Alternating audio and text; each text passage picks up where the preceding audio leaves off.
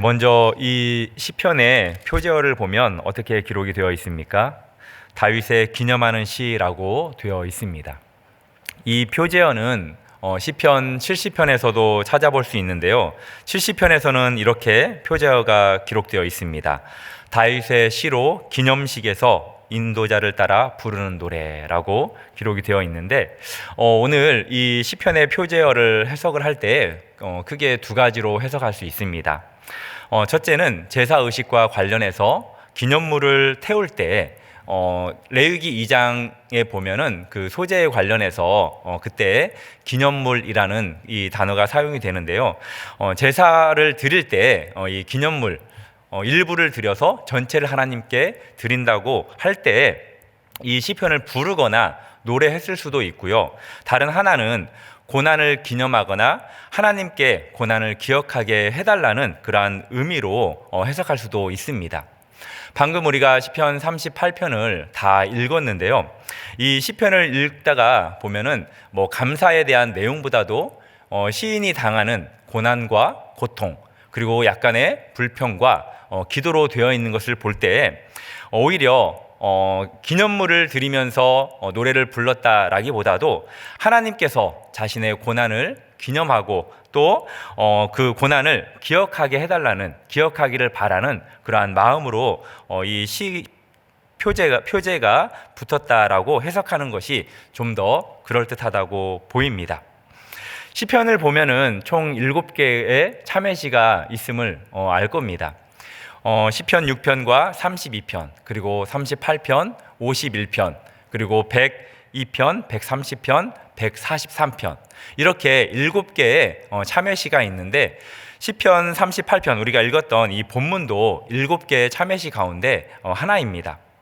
그리고 오늘 읽었던 이 시편을 우리가 간단하게 살펴보면은 처음과 마지막이 무엇으로 되어 있냐면 기도로 시작하고 또 기도로 마치는 것을 보게 됩니다.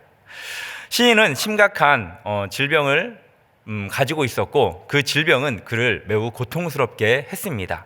너무나 그의 질병이 심각했고 또 고통스러운 나머지 자신이 사랑하는 가족들도 멀리하게 되었고, 또 친척들도, 친구들까지도 이 시인을 멀리하는 것을 우리는 보게 됩니다. 누가 생각납니까? 마치 욥이 생각나지 않습니까? 그리고 그의 원수들이 이 상황을 이용해서 시인을 파멸시키려고 하고, 이때 시인은 하나님과의 관계를 다시 생각하게 됩니다.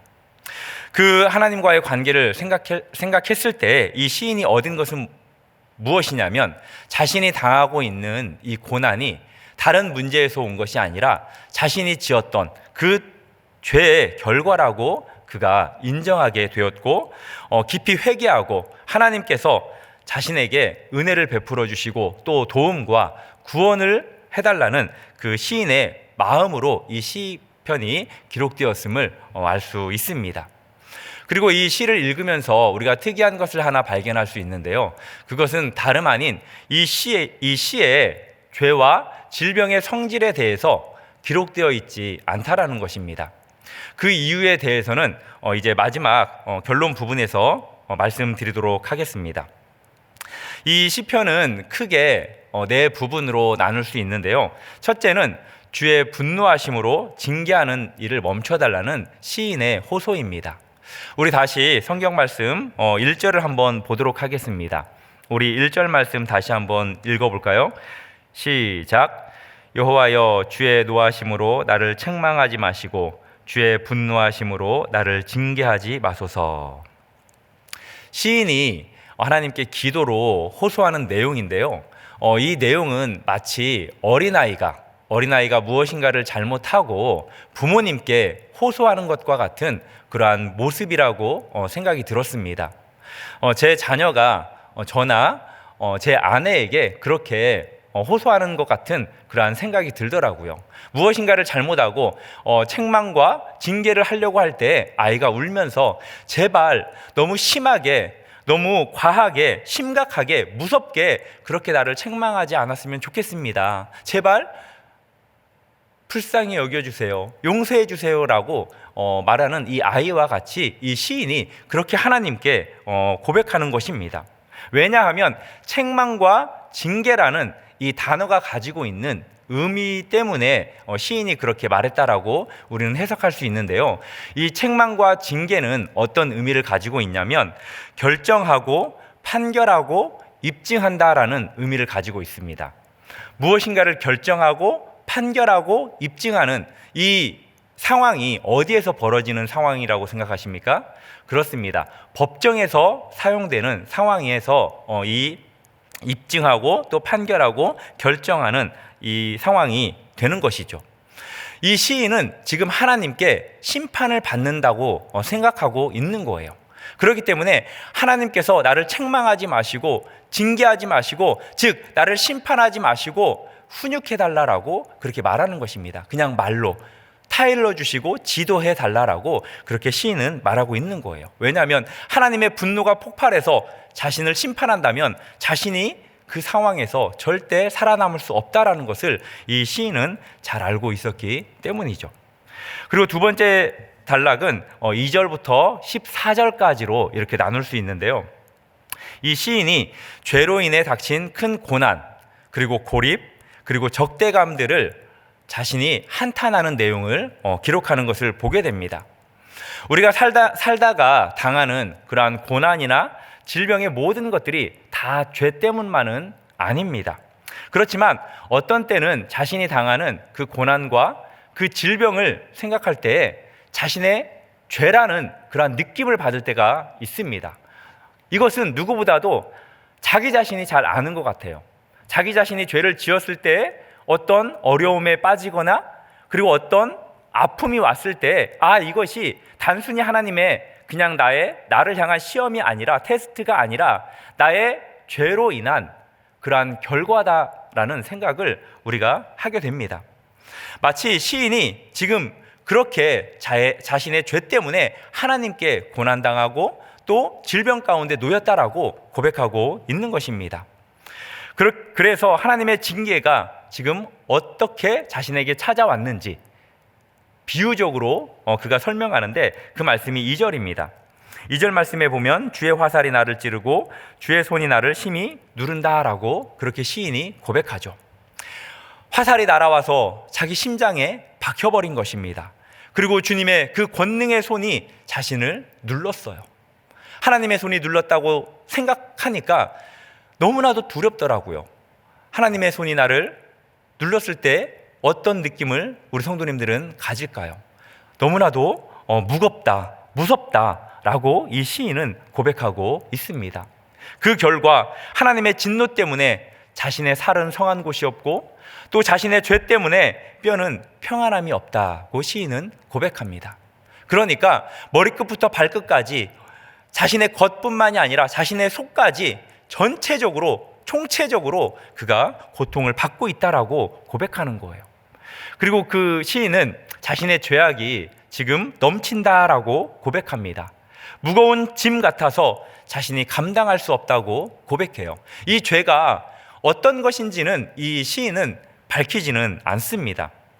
단지 자신이 지금 저지른 그 죄가 홍수에 덮인 것처럼 그렇게 넘쳤다라고 고백하고 그것을 짐으로 표현하면서 그 죄악이 심히 무겁다라고 말합니다. 자신의 죄에 대해서 고백하는 것은 아닐지 모르겠지만 자신이 당하는 그 고통이 죄 때문이다라는 것을 우리에게 짐작하게 하는 그러한 표현인 것입니다. 그래서 자신이 아파하고 또 환난을 당할 수밖에 없다라는 것을 이 시인이 계속해서 8절까지 이제 한탄하는 그 내용인데, 왜 자신이 아파하고 고통을 당할 수밖에 없느냐? 죄를 지었는데 그 죄를 지은 이유가 자신의 우매함 때문이라고 이 시인은 고백하고 있습니다. 이 말씀을 준비하면서 죄를 짓는 경우에 대해서 잠깐 생각해 봤습니다. 우리가 어떨 때 죄를 지을까요? 크게 세 가지인 것 같아요.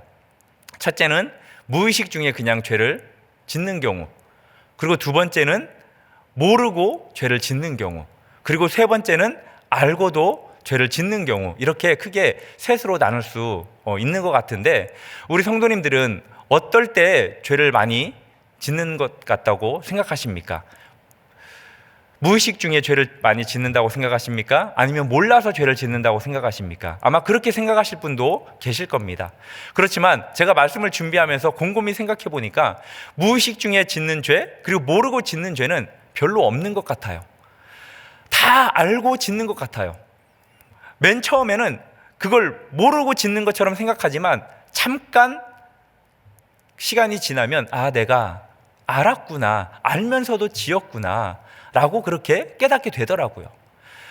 왜 그러냐? 이 시인처럼 우매하기 때문에, 분별력이 없기 때문에 그렇게 죄를 짓는 것입니다. 그래서 자신의 그 어리석음 때문에, 그 지혜 없음 때문에, 그 우매함 때문에 자신이 지금 당하는 이 아픔과 이 고통을 이 시인은 한탄하고 있는 것입니다. 그러면서 하나님께서 자신이 처한 이 공경에서 자신을 풀어주시기를 바라는 그러한 마음의 표현을 이 시인이 하게 되는데요, 그 말씀이 9절 말씀입니다. 우리 9절 말씀 같이 한번 읽어보도록 하겠습니다. 시작. 주여, 나의 모든 소원이 주 앞에 있사오며 나의 탄식이 주 앞에 감추이지 아니하나이다. 무슨 의미입니까? 하나님께서 다 아신다는 거예요. 너의 아픔도 다 알고, 너의 고통도 다 알고, 너의 탄식도 다 안다라는 거예요. 가족들이 너를 떠나고, 친족들이 너를 떠나고, 친구들까지도 너를 떠나는 것을 내가 다 안다.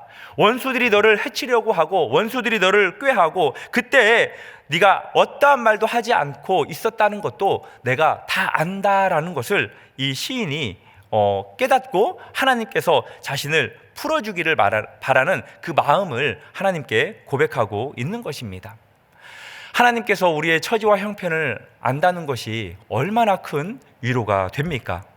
사랑하는 성도 여러분, 시인의 모든 것을 우리 하나님께서 아시는 것처럼 우리의 모든 것도 하나님께서 다 아신다는 것을 믿으시기 바랍니다. 그래서 이 시간 우리의 있는 그 모든 기도의 제목들을 하나님께 다 표현하고 돌아가는 또 귀한 시간이 되기를 주님의 이름으로 축복합니다. 그리고 이제 15절부터 20절까지를 세 번째로 나눌 수 있는데요, 하나님께서 자신에게 응답해 주실 것을 이 시인은 이제 확신하게 됩니다. 그 말씀이 바로 15절에 있는 말씀입니다. 15절에 이렇게 기록이 되어 있습니다. 여호와여, 내가 주를 바랐사오니 내 주 하나님이 내게 응답하시리로다. 아멘. 이 앞에 어떤 접속사가 하나 빠져 있냐면 그러나라는 접속사가 빠져 있습니다. 그러나 여호와여, 내가 주를 바랐사오니 내 주 하나님이 내게 응답하시리로다. 이 말씀을 세 번역으로 이렇게 표현하면 다음과 같이 되어 있는데 우리 한번 같이 읽어보도록 하겠습니다. 시작. 주님, 내가 기다린 분은 오직 주님이십니다. 나의 주, 나의 하나님, 나에게 친히 대답하여 주실 분도 오직 주님이십니다. 아멘. 시인이 누구를 기다렸다고요? 오직 주님만 기다렸다고 그렇게 고백합니다. 그리고 자신에게 대답해 주실 그러한 분도 세상에 그 어떠한 사람이 아닌 오직 하나님 한 분이다라고 그렇게 고백하고 있는 것입니다. 갑자기 시인이 이렇게 바뀐 것은 하나님께 소망이 있고 또 하나님께 확신이 있다라는 것을 그가 알았기 때문이에요. 그 하나님을 그가 만났기 때문이고 깨달았기 때문입니다. 죄로 인해 그 고통 가운데 하나님을 생각했고 그리고 하나님이 응답해 주실 것을 이 시인이 믿게 된 것입니다. 그래서 이런 고백을 하게 된 거예요. 그 근거가 16절부터 20절까지의 말씀입니다. 16절부터 20절까지 보면은 이 자신이 고통당하는 이 시인의 모습을 보면서 자신의 원수들이 멸망을 기뻐하고 또 교만해질 그 원수들에게 하나님께서 나를 건져주셔서 그들이 기뻐하지 않고 그들이 교만해지지 않게 해주실 것을 이 시인이 믿었던 겁니다. 그리고 자신이 넘어지고 근심과 슬픔 가운데 있는데 자신을 건져주시고 일으켜주시고 그 슬픔에서 기쁨을 주실 분이 하나님이다라는 것을 이 시인이 믿었던 거예요. 그리고 자신의 죄악을 아뢰고 자신의 죄를 슬퍼하면서 그 회개의 고백을 했을 때 하나님께서 그것을 외면하지 않고 자신의 모든 죄를 용서해 주실 것을 이 시인이 또한 믿었던 것입니다.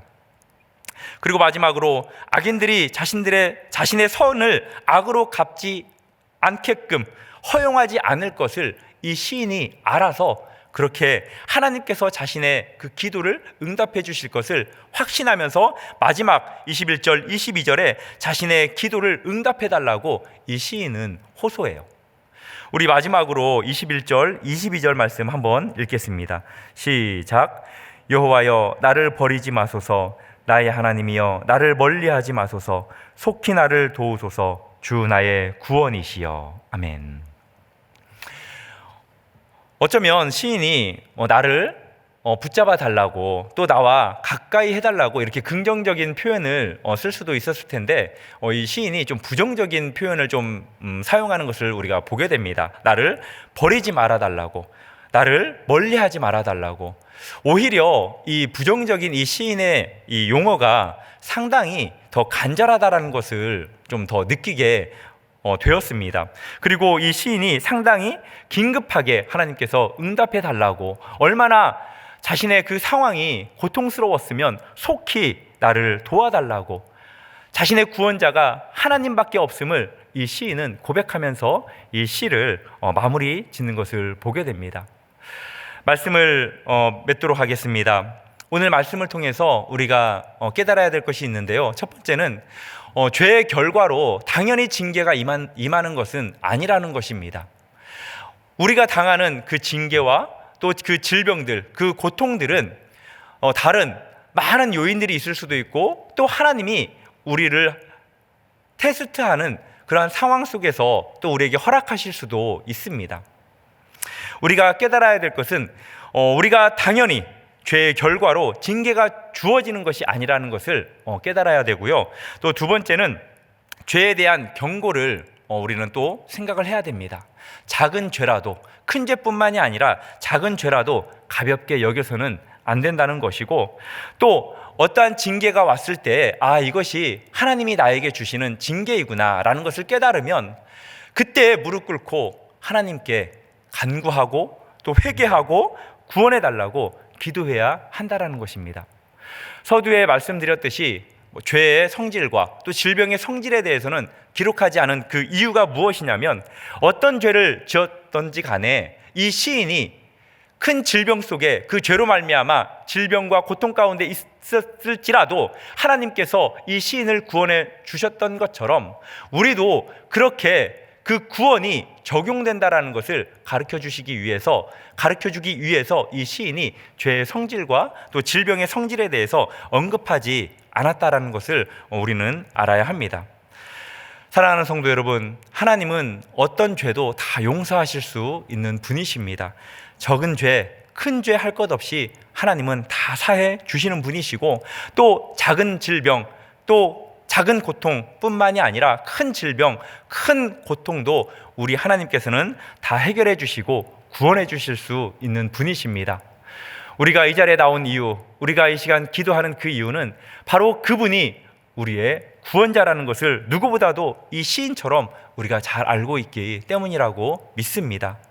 이 시간 하나님 앞에 지었던 죄가 있다면 고백하시고 회개하시고, 하나님만이 우리의 구원자 되심을 믿고 하나님께만 기도하고 돌아가고 또 문제 해결을 받는 저와 우리 성도님들 되기를 주님의 이름으로 축복합니다. 다 함께 기도하고 자유롭게 돌아가도록 하겠습니다. 함께 기도하시겠습니다. 하나님 아버지, 감사합니다.